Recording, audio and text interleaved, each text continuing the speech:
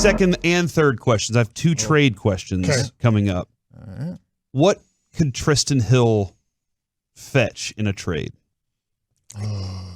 Don't think. I think people see him as if he gets released, we'll maybe take a flyer on him. I don't think anything. So that's the thing. There's a thing about that. One, he has been good in camp aside from the time that Tyler Smith picked him up and threw him across the yard. But he's been pretty good in the camp so far. One of those factors into what we've been discussing, Mike, is up the middle. They've looked poor because that defensive front has been doing work. And I've started to see the name floating around in, hey, he could be a potential, or they're going to try and trade him.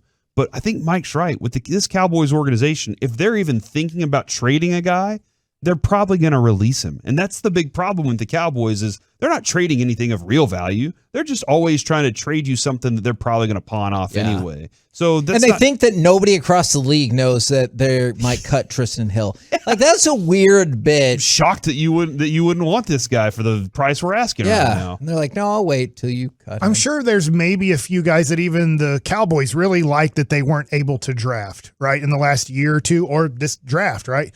And they kind of are keeping tabs on those guys. Hey, keep an eye on this guy. See how he does, because we're not sure if he's going to make this team, right? He was a 5th-round pick or a 7th-round pick or undrafted, signed free agent. And so I'm sure that teams are like, maybe they did like Trysten Hill, but he hasn't done anything at all in the NFL to really spark any interest. But there might be a couple teams like, hey, if they release him because they drafted, whether it was Ridgeway from Arkansas or, Osa is a pretty good player now, and there's like, hey, they might release him. So let's keep an eye on it. If we need to put him on our 53, we can cut this guy after final cuts, because that happens a lot, right? You get your final cuts, and then you cut another guy because you saw that a guy that you liked ended up getting cut, and you got to quickly pick him up. All right, so y'all are saying not even a 7th-round pick. I don't think so. I don't think so either. How much would it cost to get Michael Thomas?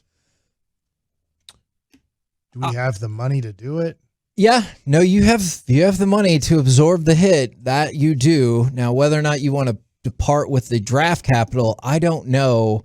That seems like too much money to me. I don't know everything, but if you're going to pay CeeDee Lamb $25 million a year, which I know that you're not yet, but you're getting close to, you just paid Michael Gallup good money. Yeah. And Michael Thomas does have a big contract. That's a lot of money to put into your wide receivers. You're going to have to eventually take that money and say, if we're putting this much money into wide receiver, we can't put this much money into, whether it's, you just say, I know it's just one position or two guys, but maybe you just say, we're always going to be close to league minimum on tight end. Golly, that is a great question. That is a really complicated question, because I'm just trying to think. Like, his trade value has been really, really low for a while, but now he's up and ready to go. So I don't know what that costs. He started 5 games in 2020. Okay, and then he was hurt all of last year. season. I would guess if you offered him a third. Okay, I was gonna say a second, so third. That I think it could get it. I mean, conditional third. Yeah, maybe it could go to a second. Now, that being said, I don't know. Amari Cooper's value was 5th-round pick. Why is his value much better than Amari Cooper's? Actually, I changed my mind. That's a great point, because this trade would be problematic for the Cowboys in terms of fandom, because how much would that reflect on?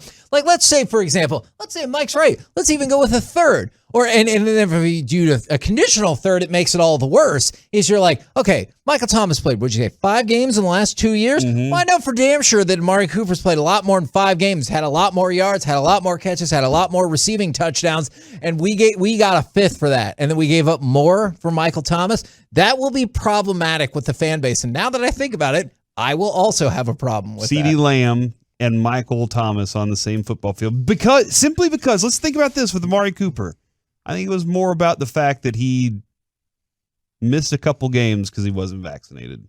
Yeah. Than anything else. He wasn't practicing, missed a couple games because he wasn't like that. I think has a huge factor in they were willing to take whatever it took to get him off of this team. Just get him out of here. And actually, we'll take a lower one just to prove how much we don't care about you. One of those types of situations.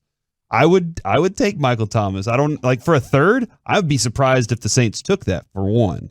Like, that would be a shock to me. But I was very interested to see where the value is on a guy like that, and if you need to make that kind of a move, would you do it? And would he be able to play with Sean Payton next year? That is another question we have to consider.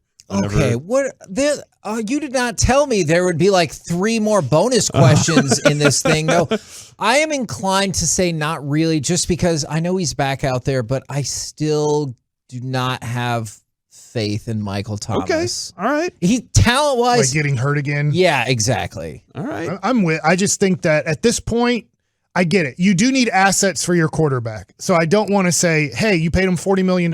You just get trash receivers and make them good. But you have a first-round guy in CeeDee Lamb that you think is one of the best receivers in the game from your organizational standpoint. You just paid Michael Gallup a good amount of money to be a solid number 2. And then you have other guys that you've drafted later in the draft and that you think they have potential. That's what your $40 million quarterback is meant to do. You have to. The good quarterbacks take average receivers and make them good. Take sometimes below average receivers and get something out of them. We can't just say, Dak, we have to put 3 Pro Bowl receivers around you or it's not your fault.